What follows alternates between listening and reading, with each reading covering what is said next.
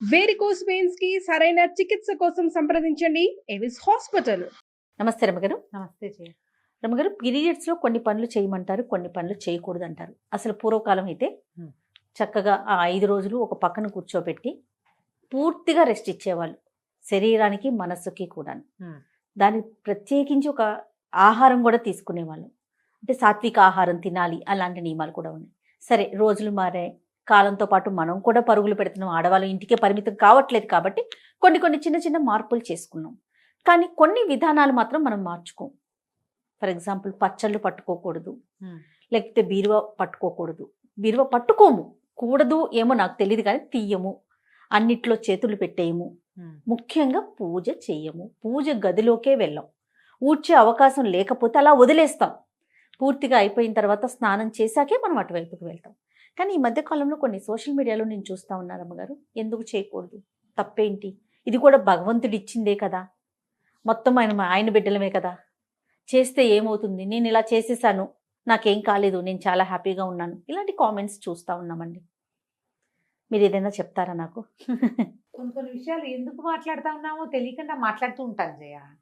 Social media వచ్చాక మనకి ప్రతిదాని గురించి ప్రతి వాళ్ళు ఆడలేదు, మగలేదు, చిన్నలేదు, పెద్దలేదు, అన్నీ మాట్లాడేయాలి, అన్నీ అడిగేయాలి, అన్నీ చెప్పేయాలి, ప్రతిదీ చూపించేయాలి.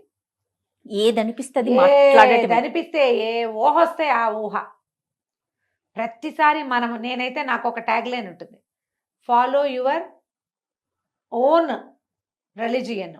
నీ సొంత విధి, సొంత ధర్మం, మీ ఇంట్లో నీ ముందు వాళ్ళు ఏం చేశారో అది. ఓకే, నీ పక్కనున్న వాళ్ళు, నీ ఫ్రెండ్స్ ఎవరో, మేము ఇట్లా చేస్తాం, మీరు ఎట్లా చేయరా, ఎట్లా చేయకపోతే తప్పు, పాపం, అదేదో పాయింట్లు.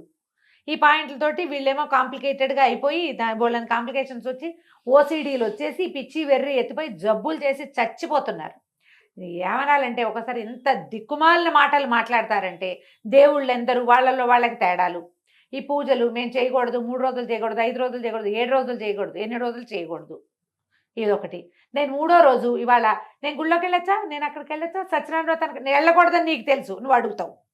సోషల్ మీడియాలో అడగంగానే ఒక 5-6 పెద్దక్కయ్యలు ఎబ్బెబ్బే వెళ్ళకూడదండి అంటారు. కొంతమంది ఇంకొంతమంది చిన్నక్కయ్యలు ఎందుకు వెళ్ళకూడదండి, ఏమవుతుంది అంటారు. మీకు ఓన్ విల్లు లేదు, మొదట ఎవరికీ లేదు. సొంతంగా నేనేం చేయొచ్చు, ఏం చేయకూడదు అనే ఒక బుక్ లేదు మనకి.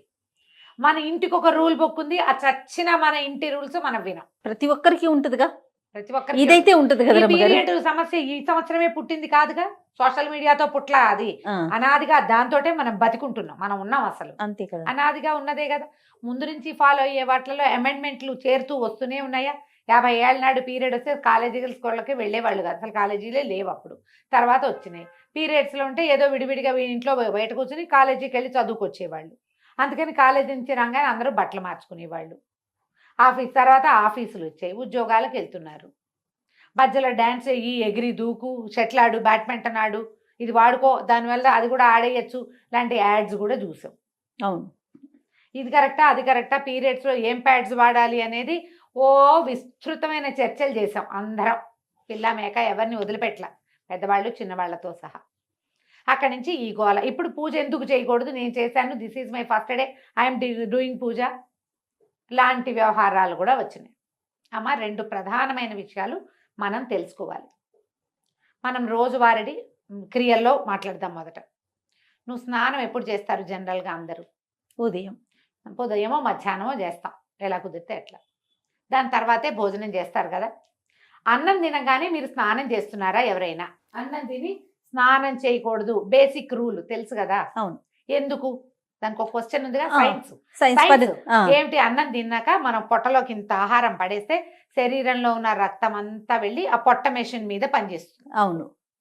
ఇలాంటప్పుడు నువ్వు నీళ్లు పోసి, ఆ మెషిన్ వేడెక్కి ఉన్న మెషిన్ మీద పెన మీద నీళ్లు చల్లినట్టుగా నువ్వు నీళ్లు పోస్తే డైజెషన్ ప్రోగ్రామ్ ఆగిపోయి జబ్బు చేస్తుంది. ఇది అందరు ఒప్పుకుంటారు కదా, బేసిక్ రూల్.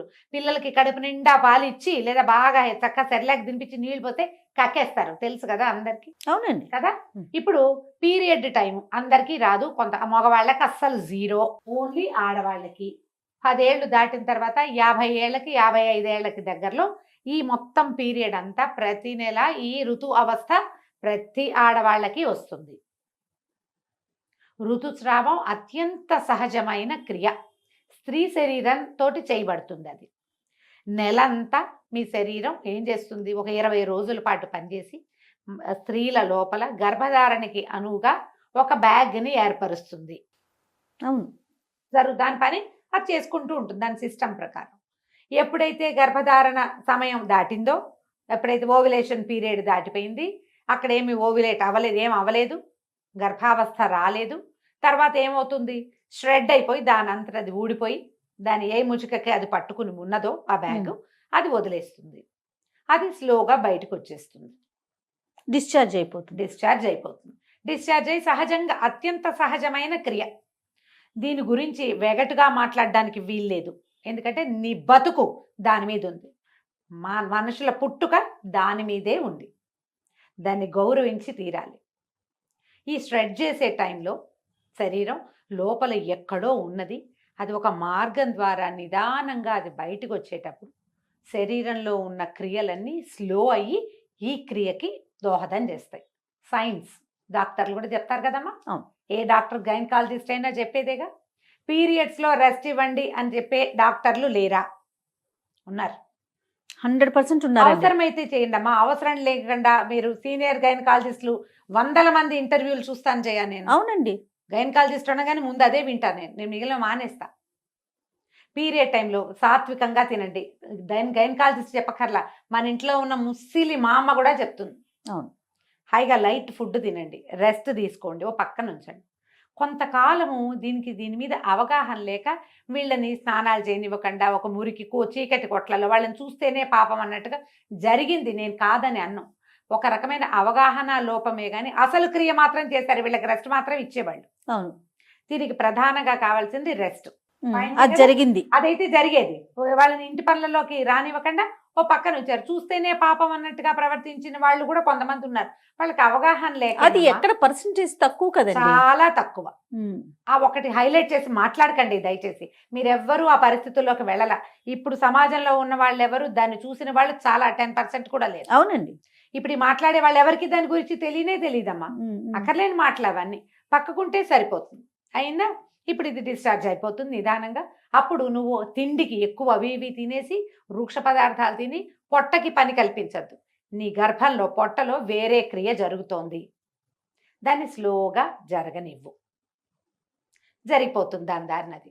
అయిపోయాక 4 రోజులు అయితే జనరల్గా పాత రోజుల్లో 3 days ఫుల్ బ్లీడింగ్ అయ్యేది. ఇది లెక్క. 4వ రోజు స్వల్పంగా ఉండేది.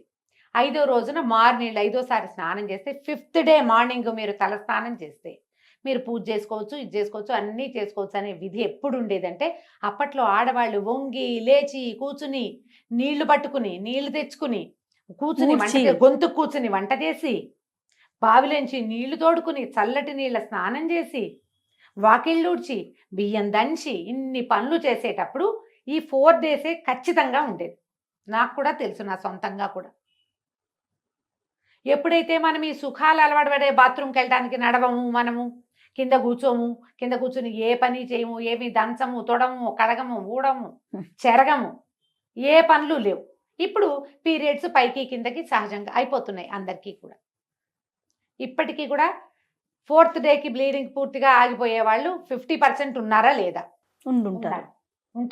ఉంటారు ఖచ్చితంగా. అందుకే ప్రెగ్నెన్సీలు, నార్మల్ ప్రెగ్నెన్సీలు చాలా ఉన్నాయి కదా. ఉన్నాయి కదా.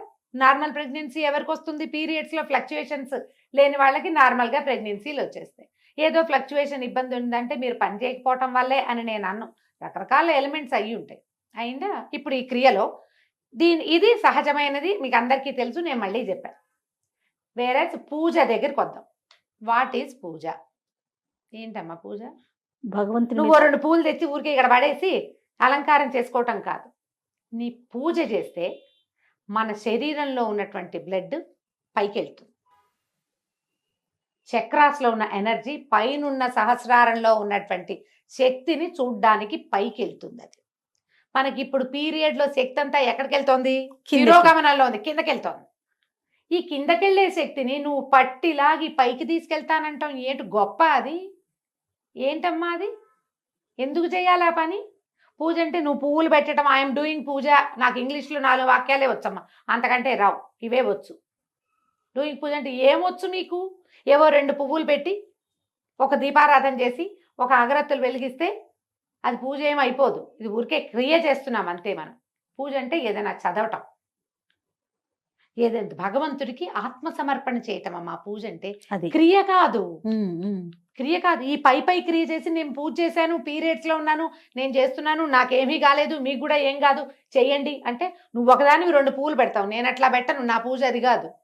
నాకంటే పూజ అంటే ఇంకోటి ఉంది. నువ్వు చేసావని నేను చేయకపోయినా ఎవరో ఒక పిచ్చి మొహాలు 5-6 గట్టిగా అవి ఇవి చదువుకుని చేస్తే వాళ్ళ బ్లడ్ పైకి పంప్ అవుతానంటుంది, ఓ పక్కన బ్లడ్ ఫ్లో కిందకి వెళ్తుంది. ఎందుకు చేస్తారమ్మా ఈ పనులు? ఎందుకు చేయొద్దన్నారు? అసలు పీరియడ్లో ఈ పని వద్దు అని ఎందుకు చెప్పారంటే 2 పద్ధతులు. తిరోగమనం కిందకి ఫ్లో అవుతున్న దాన్ని నువ్వు పైకి పంప్ చెయ్యొచ్చా? ఈ పూజ పిచ్చి ఎందుకు? 5 రోజులు నువ్వు ప్రశాంతంగా ఉండొచ్చే, 4 రోజులు పూజ వద్దు, వంట తంటా చేయబోక హాయిగా ప్రశాంతంగా ఉండు. నీ శరీరం బాగుంటుంది, నీ హార్మోన్స్ చక్కగా ఫ్లో అవుతాయి. ఒకవేళ నీ ప్రెగ్నెన్సీలు మనం ఇప్పుడు కంటల్లో 5 వరకు అంటే బాగా కనేవాళ్ళమ్మా. అవును. ఇప్పుడు కనడాలు లేవు, ఎవరు 1, 2 కంటాం. కొన్ని అసలు ఆ 1 కూడా వద్దనుకునే అవి కూడా తయారైనాయి ఇప్పుడు, అవి వద్దని. కానీ మీకు మీ శరీరం తన పని చేస్తుంది. బుద్ధి నీది, వద్దనుకునే బుద్ధులు మనవి. శరీరానికి మాత్రం దాని ప్రకృతి ధర్మం ప్రకారం ప్రతి నెల అది రెడీ అవుతూనే ఉంటుంది. నువ్వు అదే. వద్దన్నా అది మాందు ఆ, మాంది కదా. నువ్వు అదేం చేస్తుందో దాన్ని చేయని, అది ఏ రకంగా వెళ్తుందో దాన్ని వెళ్ళని వాళ్ళు. కానీ నీ ఐడియాస్ తోటి శరీర ధర్మాలని పాడు చేయొద్దు. పూజ చేస్తే నాకేమీ కాలేదు, నాకేమీ కాదు అన్న నమ్మకం నీకుంటే నువ్వు నీ ఇంట్లో చేసుకో, దాన్ని ఫేస్బుక్లోను వాటిలోనూ పెట్టకు. నేను కొన్ని ప్రశ్నలు ఎప్పుడు ఎదుర్కొంటాను జయ. వాళ్ళ 4th డే నీ గుళ్ళోకి వెళ్తా, ఎప్పుడు వెళ్ళు నువ్వు ఎందుకు అడుగుతారమ్మా? నాకు తెలియక అడుగుతా. సొంతంగా డిసైడ్ చేసుకోరు మీరు. ఇది మీ పర్సనల్ థింగ్ కదా. అంతే నాకు కదా. ఎంత కోపం వస్తుందో జయ. అంటే ప్రశ్నలు అడిగితే మీ కోపం వస్తుందా? పెద్దవాళ్ళు మీరు ఇలా మాట్లాడచ్చా అంటావు జయ. అంటారు రమ్మగారు. నువ్వు అదే కూడా అంటావు, అవును. నువ్వు కూడా అదే మాట అంటావు. నేను అంటాను నీ సొంత పర్సనల్ థింగ్ నువ్వు ప్రతిసారి చేస్తావు. మీ ఇంట్లో మీ అమ్మ చెప్పింది, అమ్మమ్మ చెప్పింది, మేనత్త, అత్తగారులు అందరూ చెప్పుంటారు కదా, అవును. ఈ క్రియ ఉన్నప్పుడు ఇది చెయ్యకూడదు అని. నాతో అవుననిపించుకోవాలని మీరు ఎందుకు అనుకుంటారమ్మా? అసలు తప్పు కదా అది. నాకేం బ్లీడింగ్ లేదండి, నువ్వే డిసైడ్ చేసుకో. రెండో మనిషి నీకు అనుమానం ఉంది కాబట్టి నన్ను అడుగుతావు. అనుమానం ఎప్పుడు వస్తుంది జయ? అది తప్పని నీకు తెలిసినప్పుడు కాదు. అంతే కదా. అవునా కాదా? ఖచ్చితంగా. దయచేసి ఈ పీరియడ్స్కి ప్రవచనకర్తలు, పెద్దవాళ్ళు, ఆడవాళ్ళు మాట్లాడడం మానేయండమ్మా. స్పందించడం మానేయాలి. ఇది లాస్ట్ స్పీచ్. నేను మళ్ళీ ఇంకొకసారి పీరియడ్ మీద నీతో మాట్లాడి చేయ.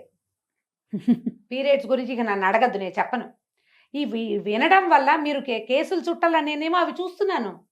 ఇవి అతిగా మాట్లాడతారు. మగవాళ్ళు కూడా చెప్తున్నారమ్మా అక్కర్లేని మాటలు. బా. ఎందుకు వచ్చింది ఇవి ఈ మాట్లాడడము? ఈ విన్న వాళ్ళలో ఒక్కొక్కళ్ళు భయస్థులు, పిరికి వాళ్ళు, పాపం మానసికంగా బలహీనలమ్మా. ఇవి విని భయపడి చచ్చి అదేదో ఎక్కడైనా అంటిందేమో, ఎదైందేమో, ఓసిడీకి లోనయ్యి జీవితాలు మిజరబుల్ చేసేసుకుంటున్నారు జయ. 40 పైన కేసులు మాట్లాడాను జయ ఈ ఒక్క విషయం మీద. నేను బా 40 కేసులు భాగం పైనే. ఒట్టి శుభ్రత అది కాదు, పీరియడ్ రిలేటెడే చచ్చిపోవడానికి సిద్ధమయ్యే కేసులు చూస్తున్నా నేను. సూసైడ్లు చేసుకుంటున్నారు, దాంట్లోకి వెళ్ళిపోతున్నారు.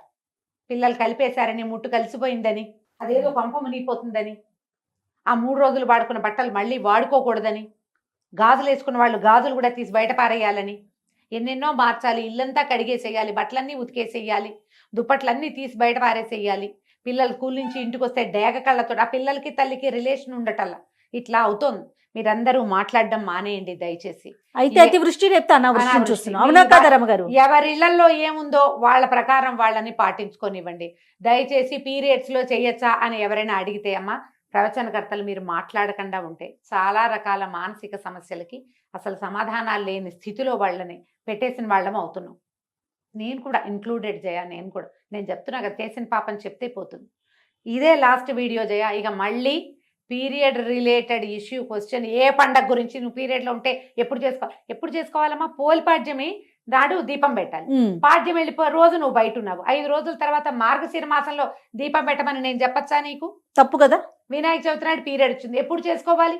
ఏమి ఒక సంవత్సరం మానేసి వచ్చే సంవత్సరం చేసుకోకూడదమ్మా. కాదు రమ్మగారు, వినాయక చవితి పూజ దగ్గర నుంచి దసరా నవరాత్రుల దగ్గర నుంచి ప్రతి దానికి ఈ ప్రశ్నే చూస్తూ ఉంటాం అయినా మనం. కార్తీక మాసం అది కూడా కార్తీక మాసం 5 రోజులు దీపాలు పీరియడ్ వచ్చింది మా ఇంట్లో దీపం ఎలా ఏమవుతుంది కొంప మునక మానేసేయండి.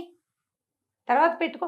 నీ స్థితి నీకు ఒకదానికే కాదు కదా, నీ చుట్టూతో ఉన్న ప్రకృతి కూడా తెలుసు కదా. Yes.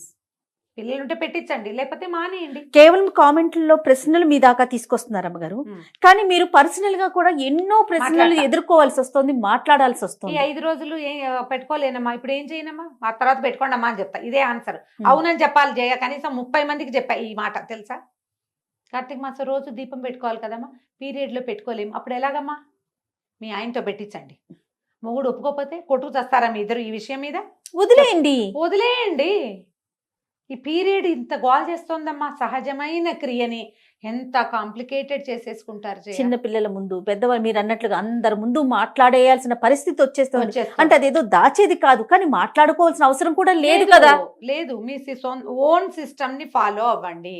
ఎస్, కానీ స్ట్రిక్ట్ గా చెప్తున్నా నేను, పీరియడ్స్ సమయంలో చాలా అత్యవసరమైతే గానీ మీరు ప్రయాణాలు చేయొద్దు.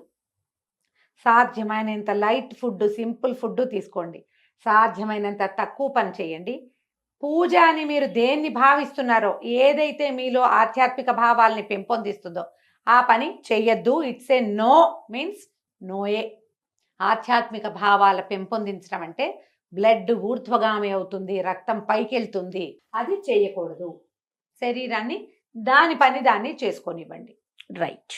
నమస్తే రమ్మగారు. నమస్తే.